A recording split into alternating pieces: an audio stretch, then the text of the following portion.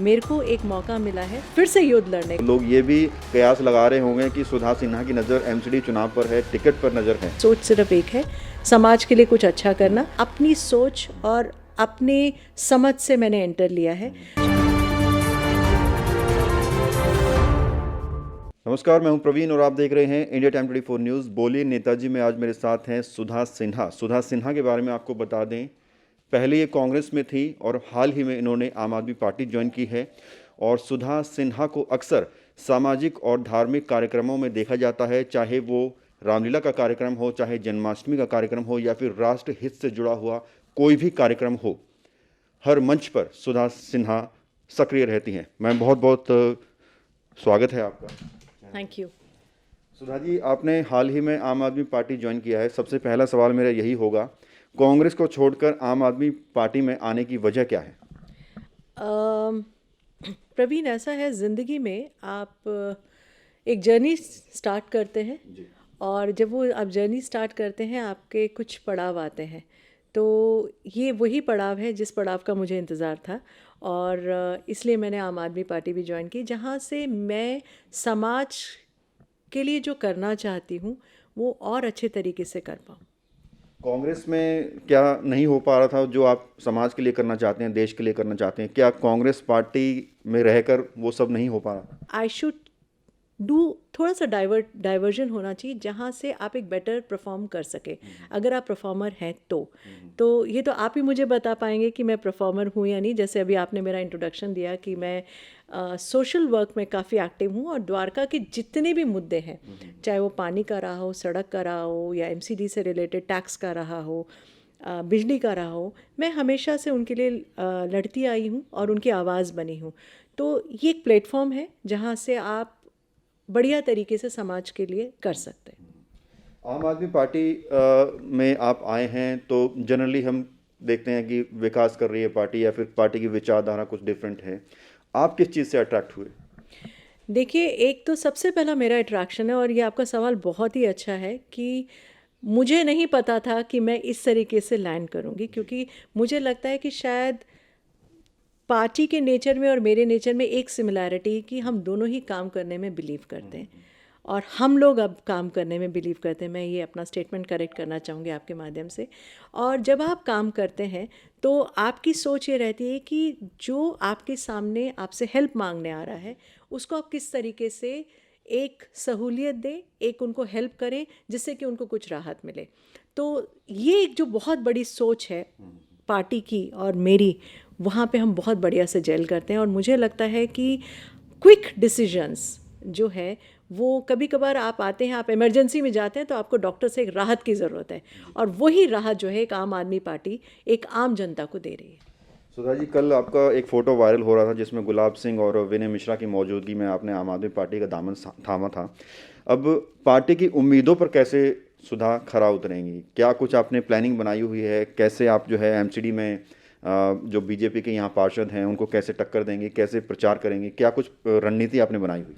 देखिए, रणनीतियाँ वहाँ बनती हैं जहाँ पे आप ऐलान करते कि अब मैं युद्ध कर रही हूँ। मैं तो शुरू से ही योद्धा हूँ, तो मेरे को ऐसा नहीं लगता है कि मैं किसी को भी चैलेंज कर रही हूँ। मैं खुद अपने आप से एक चैलेंज लेके बैठी हूँ कि मेरे को एक मौका मिला है फिर से युद्ध लड़ने का। मैं उस सैनिक की तरह हूँ जो युद्ध में उतरी हूँ और कोशिश कर रही हूँ कि इस जीत को जीत के दिखाऊं। बस इससे ज़्यादा कुछ नहीं है। मेरी कोई रणनीति अभी नहीं है और कार्य मैं कर रही हूँ। द्वारका के लोग मुझे बहुत अच्छे से जानते हैं कि सुधा सिन्हा जहाँ पर आती है या जो भी करती है वो एक समाज के लिए कार्य कर रही है। तो इस फिलहाल मेरी रणनीति सिर्फ यही है कि मैं एक अच्छे सैनिक की तरह, मैं फिर से कहूँगी एक अच्छे सैनिक की तरह और एक अच्छे योद्धा की तरह इस युद्ध को लड़ूं। सुधा जी, एक सवाल तो लोगों के जहन में ज़रूर आ रहा होगा, आप लंबे समय से कांग्रेस में थे, अब हाल ही में जब एमसीडी के इलेक्शन आ रहे हैं तो आपने आम आदमी पार्टी ज्वाइन कर ली, तो लोग ये भी कयास लगा रहे होंगे कि सुधा सिन्हा की नज़र एमसीडी चुनाव पर है, टिकट पर नज़र है। भगत चंद्रा हॉस्पिटल विश्व की सभी आधुनिक और बुनियादी सुविधाओं से परिपूर्ण एक world class multi speciality hospital, Mahavir enclave Palam Dabri road पर स्थित साउथ वेस्ट दिल्ली का एकमात्र मल्टी स्पेशलिटी हॉस्पिटल। जहां 24 घंटे आपकी सेवा में उपलब्ध हैं वेल क्वालिफाइड डॉक्टर्स और हेल्पिंग स्टाफ। डॉक्टर CM भगत द्वारा स्थापित भगत चंद्रा हॉस्पिटल आपकी सेहत का ख्याल रखना ही इसकी प्राथमिकता है, वो भी अफोर्डेबल रेट्स में। देखिए, अटकलें लगाना लोगों का काम है और वो ज़रूर लगाएं और लगानी भी चाहिए, उसी से मार्केट ऊपर नीचे होती है। तो मुझे उनकी अटकलों पे बिल्कुल भी वो नहीं है कि मैंने किसी सोच से किसी पार्टी को ज्वाइन किया। मैंने कहा मेरी सोच सिर्फ एक है, समाज के लिए कुछ अच्छा करना, और अगर पार्टी को लगता है कि हाँ उनके द्वारा मैं उनके भी सपनों को साकार कर सकती हूँ, उसमें कोई बुराई तो नहीं। यहाँ जो जिस वार्ड में आप रहते हैं, आपका ऑफिस है, यहाँ की पार्षद है नितिका शर्मा, MCD में उनका काम कैसा है आपकी नज़रों में? देखिए, नितिका एक बहुत ही अच्छी और सुलझी हुई महिला है और वो एक अच्छा कार्य कर रही हैं, और बहुत सारे ऐसे मुद्दे हैं जो अभी भी रहते हैं जो अनछुए हैं वो मुद्दे, और उन मुद्दों को आम आदमी पार्टी पूरा करने की कोशिश पूरी करेगी। बाकी आपके माध्यम से मैं उनको भी एक विश करना चाहूँगी, मे द बेस्ट विन, एंड देखते हैं कि आगे कैसे रणनीति बनती है। आप सोशल वर्कर तो हैं ही, द्वारका सिटी भी आप चलाते हैं।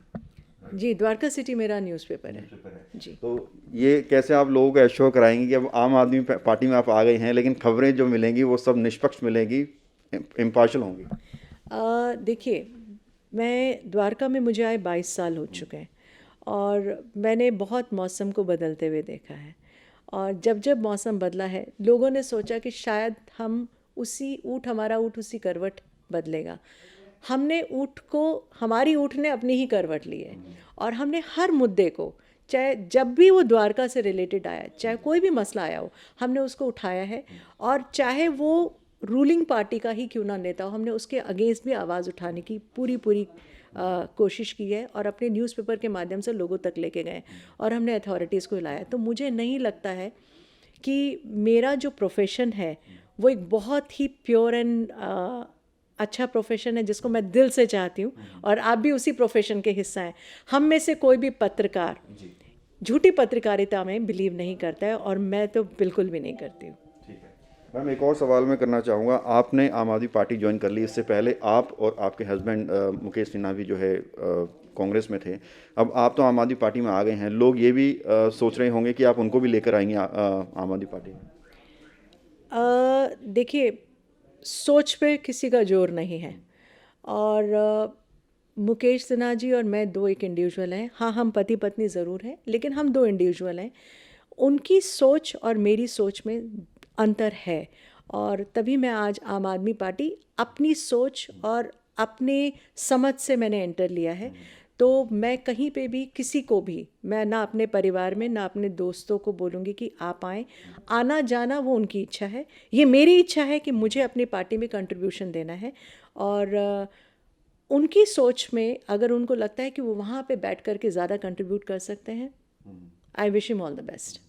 लेकिन टकराव तो होगा, चुनाव में प्रचार करेंगे वो अगर आपको टिकट मिल गई तो? टकराव मतभेदों का होता है, मनभेदों का नहीं होता है। तो यहाँ पे मन का तो भेद है ही नहीं, और जहाँ तक मतभेद है, मेरे ख्याल से वो मेरे पति हैं, और मैं ये चाहती हूँ जो पूरा साहस के साथ मेरे पति मेरे साथ खड़े होंगे, और मुझे उनका पूरा सहयोग मिलेगा। बात करने के लिए बहुत बहुत शुक्रिया। Thank you so much. तो ये थी मेरे साथ सुधा सिन्हा जी, जो सोशल वर्कर तो हैं ही और हाल ही में आम आदमी पार्टी में शामिल हुई हैं। क्या कुछ इनकी रणनीति है और क्या कुछ इन्होंने जवाब दिए, बहुत ही बैलेंस तरीके से दिए हैं, आपको बता दें। कैमरा जर्नलिस्ट नीरज के साथ प्रवीण, इंडिया टाइम 24 न्यूज़।